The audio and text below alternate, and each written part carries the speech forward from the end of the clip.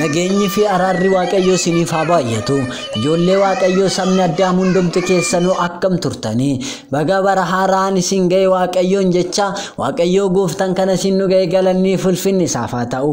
Egaa kanatti aansuudhaan torbeetti guyyaa 3 YouTube siinaatiin kan isin dhiyaatu sagantaa dinqisiisaa kan jedhu sagantaa addaa qabannee dhufneera. Sagantaa dinqisiisaa yookiin raajisiisaadha.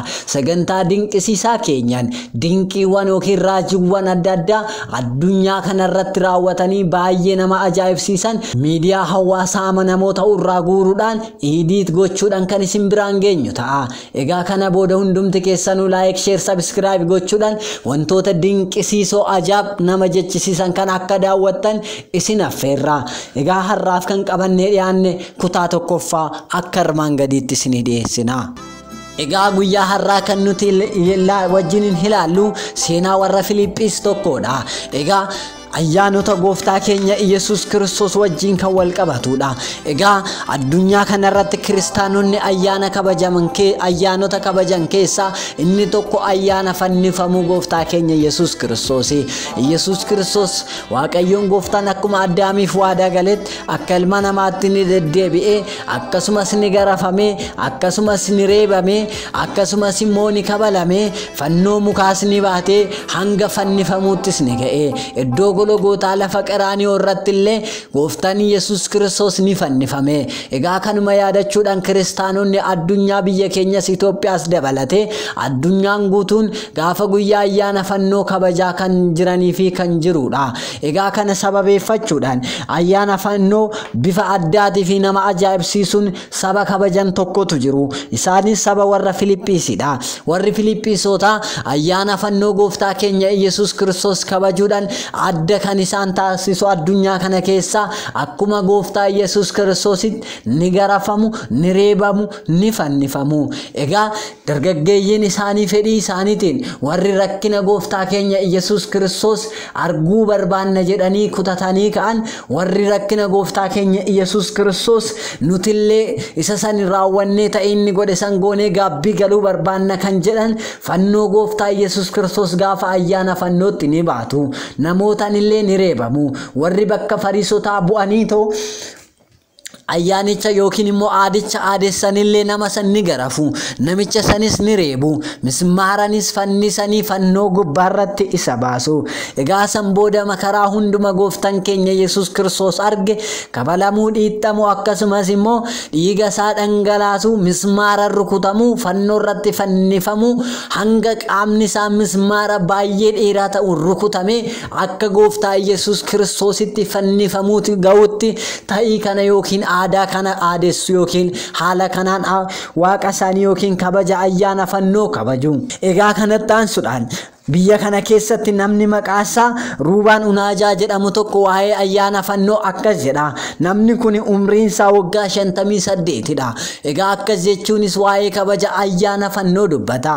Egaa hanga ammaatitti xiqqaate waggaa baay'eedhaaf waggoota 33 kan ta'anii fi gaafa ayyaana fannoo namoonni na garafuudhaan, na reebuudhaan, na kabaluudhaan akkasumas fannoo irratti na fannisuudhaan mismaara gurguddaadhaan na rukutuudhaan rakkina gooftaan keenya Yesus Kiristoos arge anis keessummeessaa tureera. Hanga har'aatti kana keessummeessaa turuun koo baay'ee na boonsa. Baay'ees na egaa yoo sirriitti kutattee kaate wanti kun raawwachuun sin dhibu. Rakkina gooftaa keenya Yesus Kiristoos gaafa yaadattu rakkina xiqqoo kana keessummeessu sitti ulfaatu. Kan si barbaachisu garuu kutannoo fi murannoo cimaa qofaadha. Kanaafuu anis kutannoo fi murannoodhaan waggoota baay'ee fi raawwadheera. Kana booda garuu umriin kootiis baay'ee waan deemeef addaan kutuu yookiin dhaabuun barbaada. Bakka koo bu'anii garuu dargaggeeyyiin akka hojjetan nan barbaada. Dargaggeessi kana hojjetu garuu nama gaarii, nama qajeelaa fi nama amanamaa ta'uu qaba. Saba biratti nama of tuulaaf nama boonaa miti. Namni qulqulluu fi namni sirriin akka koo bakka koo akka bu'u nan barbaada. Kunis hawwii kootidha. jechuun waa'ee ayyaana fannoo kana dubbata. Egaa namni kun waggoota baay'eedhaaf irra deddeebi'ee yeroo ayyaana fannoo ni fannifama, ni garafamas, ni rukutama. Egaa daawwattoota keenya, dhaggeeffattoota keenya, inni kun akkam nama hin ajaa'ibsiisu ree. Egaa baroota baay'eedhaaf haala kanaan dabarsaniiru.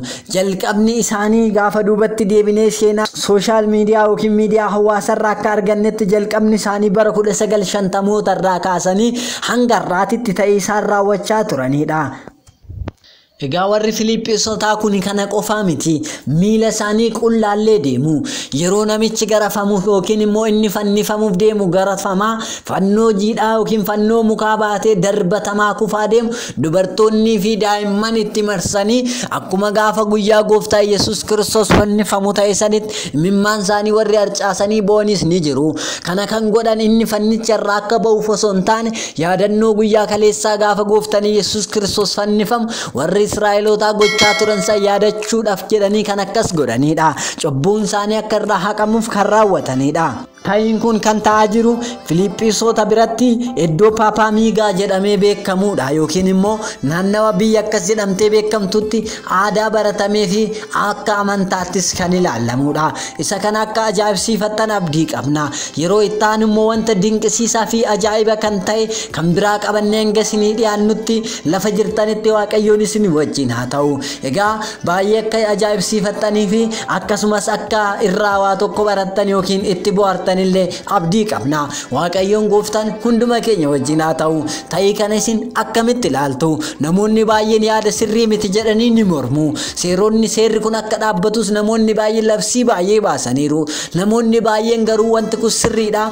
Keessattuu warri ta'ii kana raawwatan hanga dachee kanarraa dhabamnutti rakkina gooftaa keenyaa raawwachuu duubatti wanni deebinu hin jiru jechuun dubbatu. Isin maal jettanii? Yaada keessan koomantii jalatti nu barreessuu ni dandeessu. Waaqayyoon isin wajjin haa ta'u. Barri haarofti kan nagaa kan gammachuu isiniif haa ta'u. Kutaa lammaffaa dinqisiisaa yookiin raajisiisaa keenyaan kan walitti deebinu ta'a. Egaa seenaa warra Filiphisiisotaa kan isinii dhiyeessine kanuma fakkaata. Waaqayyoon gooftaan hunduma wajjin haa ta'u. Turtii gaarii isiniif hawwina. Like, share, subscribe gochuun isinis akka nu jabeessitan hiriyoota keessan biraanis akka geessan isiniin jechuu jaalanna. Ulfaadhaa, galatoomaa. Ana Abdiisaa Tashoomaati.